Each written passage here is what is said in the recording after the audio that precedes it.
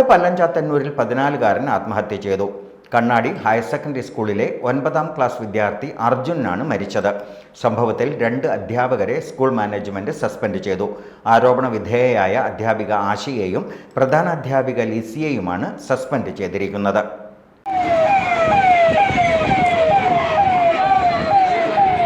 Class teacher ആശയ്ക്കെതിരെ കുടുംബം പരാതി ഉന്നയിച്ചിരുന്നു.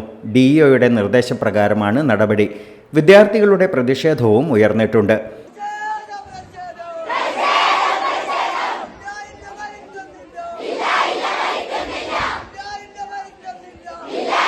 ഇൻസ്റ്റഗ്രാമിൽ കുട്ടികൾ തമ്മിൽ മെസ്സേജ് അയച്ചതിൻ്റെ പേരിൽ അധ്യാപിക അർജുനെ ഭീഷണിപ്പെടുത്തിയിരുന്നുവെന്നാണ് കുടുംബത്തിൻ്റെ ആരോപണം.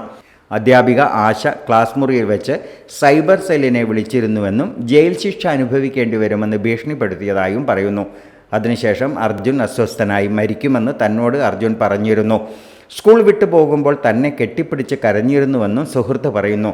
താൻ തെറ്റ് ചെയ്തിട്ടില്ലെന്നും അമ്മാവൻ തല്ലിയതുകൊണ്ടാണ് അർജുൻ മരിച്ചതെന്നും മറ്റൊരു സുഹൃത്തിനോട് ആശ പറഞ്ഞുവെന്നും സഹപാഠി പറഞ്ഞു. കഴിഞ്ഞ ദിവസം രാത്രി വീടിനകത്ത് അർജുനെ തൂങ്ങി മരിച്ച നിലയിൽ കണ്ടെത്തുകയായിരുന്നു. സ്കൂൾ യൂണിഫോം പോലും മാറ്റാതെയാണ് കുട്ടിയെ മരിച്ച നിലയിൽ കണ്ടെത്തിയത്. അതേസമയം സ്കൂൾ അധികൃതർ ആരോപണം നിഷേധിച്ചു. .view ന്യൂസ്, കാഴ്ചകളാണ് ലോകം, കണ്ടു തുടങ്ങുക.